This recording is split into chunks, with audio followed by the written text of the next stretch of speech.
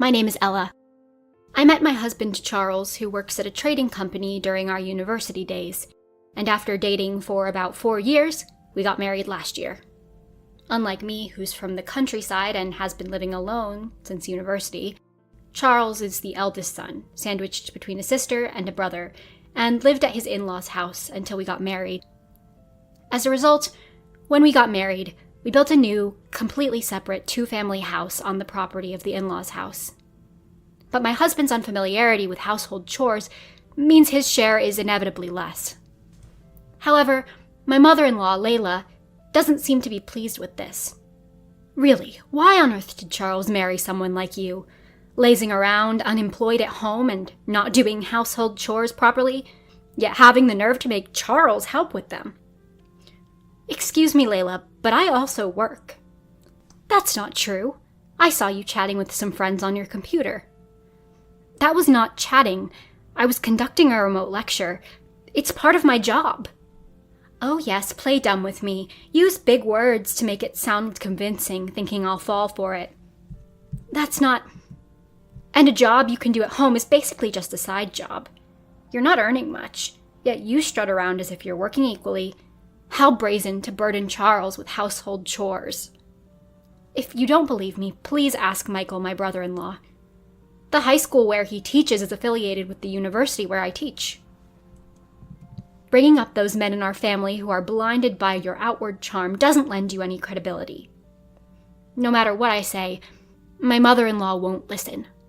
Moreover, my sister-in-law, Aurora, who returned home after cheating and getting divorced, along with my mother-in-law, are like 2 peas in a pod.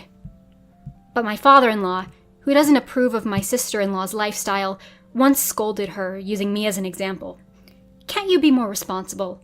Look at Ella, younger than you, yet balancing work and household chores. Aren't you ashamed? Thankfully, my brother-in-law Michael, a responsible high school teacher, often reprimands my sister-in-law and mother-in-law, and even told my father-in-law it's wrong to use Ella to scold my sister. However, my husband Charles, who has never stood up to my sister-in-law or mother-in-law, just escapes the situation saying, please handle it somehow. I hate to say this, but I'm really troubled by Layla and Aurora. I'm sorry for the trouble, but they don't mean any harm. They just take advantage because we're family. But they enter our section without permission, play DVDs at high volume, and disturb my remote lectures, don't they? Even if we're family, isn't it common sense to have manners? Well, maybe Mom can't fully understand your job because of her age. And what about Aurora entering when I'm not around? Does she think she has the right to take anything as long as she leaves a note saying I'll borrow this? She's unemployed and struggling with alimony payments from her divorce. Maybe she didn't want to feel embarrassed in front of her friends.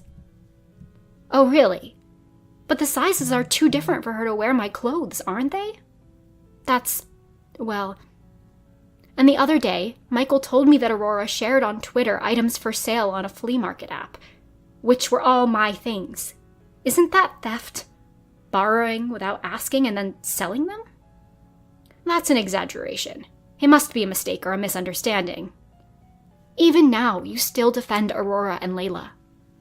Eventually, thanks to Michael telling my father-in-law, my sister-in-law had to pay me an equivalent amount to replace the things she sold without my permission. But even then, my sister-in-law and mother-in-law grumbled in the background.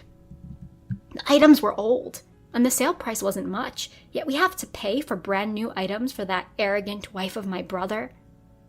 Really, she got angry just because we borrowed her room to watch an Idol DVD. Michael told me this when he came over for dinner after work. You might not want to hear this, but maybe you should consider whether you can really spend your life with my brother. He won't confront Mom or Aurora. Yeah, but apart from Layla or Aurora, Charles isn't a bad person, just weak. That's not weakness. He just wants to protect himself. He doesn't want to confront Mom or Aurora himself. It might be so, but... And he may not be a bad person, but he's not a good one either. You married into the family, moved to a new place, and live with these in-laws even though it's in a separate household. That was your agreement, right?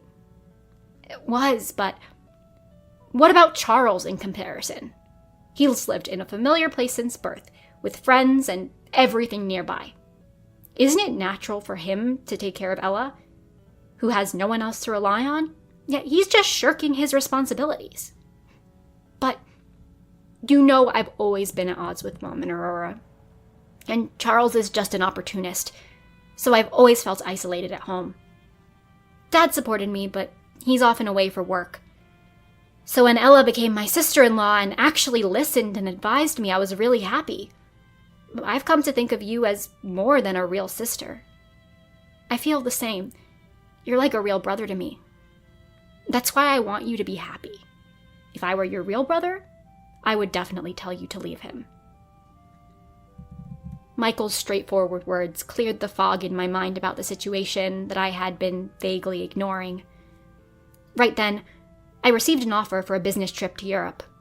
Normally, I would have declined such a long stay, but now I had no reason to hesitate. After agreeing with the department head, I broke the news to Charles and the in-laws. I'll be in Europe for about a month for work, so please take care of things here. A month? That's sudden. Oh, come on. As if a woman like you would have a job that takes her overseas. You're probably lying. Exactly. Always exaggerating. Can't even take care of her husband, but going on an overseas business trip? Ridiculous. Well, maybe with Ella's job it's possible. What? You believe that woman over us? Your family? Yeah, you're being walked all over by your wife. So you hear that, Ella? Mom and they're right. Are you going to trample on their feelings just to show off going abroad? Of course I'm going. It's my job. Did you hear that?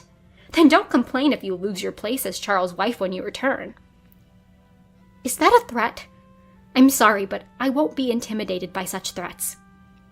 Is that your true feeling? Got to know how shallow your love is. I silently returned upstairs to our living space and continued packing. Charles, who came home drunk, peeked at me but then retreated to his study. Michael was right. I paused packing and sent a message to Michael and my father-in-law. A month later, the business trip, both long and brief, was over, and I was due to return to America the next night. I called my mother-in-law. Hello, Layla? I'm coming back to America on tomorrow's flight. Oh, a call from the soon-to-be ex-wife. Ex-wife? Oh dear, slow, aren't you? Didn't I tell you before leaving not to expect to return as Charles' wife? Your unemployment days are over. So Charles decided to divorce me. Of course. Right after you left, we had a family meeting and decided on the divorce. The papers are already filed. Already filed. I see. Yes. And we decided that Charles and Aurora will live in your shared living space and all your belongings have been moved out. Michael's junior from university is in storage business, so we just threw everything there. You should be grateful we didn't just throw them away. So there's no need for you to come back now. Since the bad relationship with you is over, we're taking the opportunity to completely remodel the house. It's under construction now. I see. What about the signature on the divorce papers? I don't recall signing them. I forged your handwriting. Understood. Please take care, and goodbye. Talking big, even now. That's right, don't ever show your face again. Ignoring their laughter, I ended the call. The next day, upon arriving at the airport, I met up with Michael and headed to a real estate agency recommended by my father-in-law. 2 weeks later, the new apartment I rented was compact, but a southeast corner unit with great sunlight and ventilation. It's a pet-friendly building, so many residents have pets, making it a friendly and comfortable place to live. While making coffee and feeling content with my decision, my phone kept receiving message notifications. Ignoring the constant phone calls for a while, but they didn't stop after 20, then 30 minutes. Annoyed, I answered. What is it now? How dare you manipulate Dad and Michael like that? Mother-in-law and sister-in-law were shouting loudly. As expected, it was quite noisy. What do you need, Layla? I don't want to hear your voice unless necessary, but why did the lawyer say don't come back to the house? Because we're divorcing? Explain yourself. It must be your doing. Isn't it better for you three to live in the apartment you temporarily rented during the renovation? So, Jacob's retirement plan is finally coming to fruition. Retirement plan? I didn't know about this. Why does my son's ex-wife know, but not me, his wife? That's absurd. That's it. You must be manipulating everything behind the scenes. No, it's not like that at all. If anything, my leaving the house just served as a catalyst for Jacob and Michael. That's all. A catalyst? What do you mean by that? I decided to explain slowly and chronologically to the two, who were completely infuriated. Regardless of my presence, father-in-law intended to divorce mother-in-law after retirement, and Michael planned to eventually cut ties, preparing secretly. The unexpected factor was when Charles and I decided to rebuild the in-laws' house into a duplex when we got married. Duplex houses are generally harder to sell than standard houses.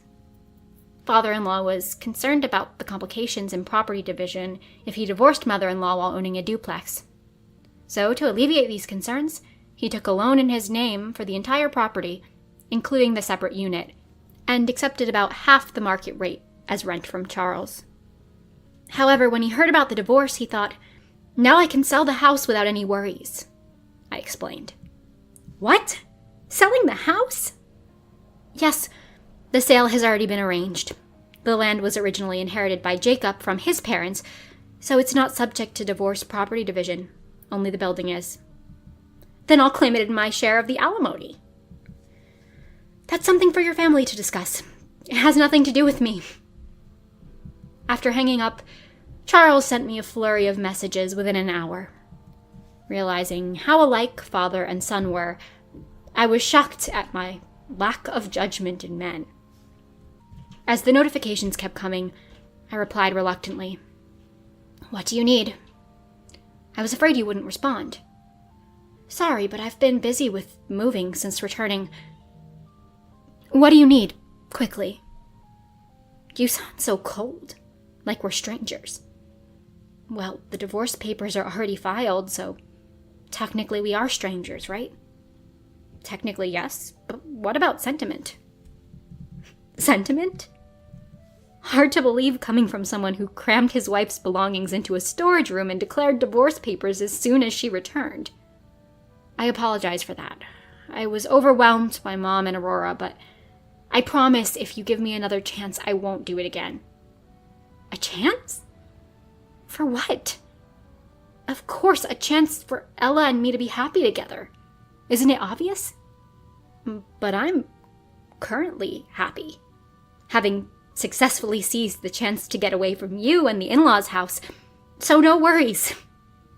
Ella, why do you have to be so harsh? We were a couple that pledged eternal love.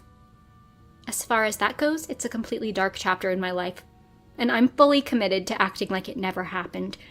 Besides, your motives for saying such things are pretty obvious. Motives? That's not, I stopped Charles, who seemed ready to make excuses, and pointed out that until now, thanks to father-in-law's actions, we lived in a convenient location with cheap rent, sharing the living costs. Maintaining the same lifestyle on Charles's income alone would be nearly impossible. Defiantly, Charles responded, I had no idea things like food, detergent, shampoo cost so much. My salary is gone as soon as it's deposited. Nothing left. And soon the spendthrift Layla and Aurora will move in, right? It's inevitable that I'd end up drowned in debt with those two. Understand that and help me out. Hey, I could quit my job and become a house husband. We could move far away, just Ella and me. Why would I go to such lengths? No way. Since you contacted me, I might as well mention that you'll be hearing from my lawyer soon. Lawyer? Why? I explained my intention to claim alimony in the divorce. Of course, Charles could dispute it, but I had records of the harassment I'd received from mother-in-law and sister-in-law, and Charles's failure to address it as my husband.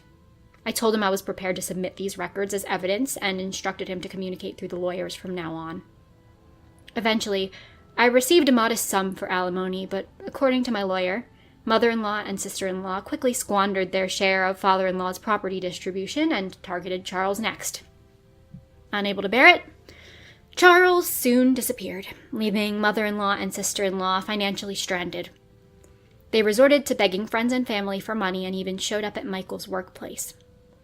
I managed to drive them away, but Bella's workplace is more accessible than a high school, so be careful, Michael warned.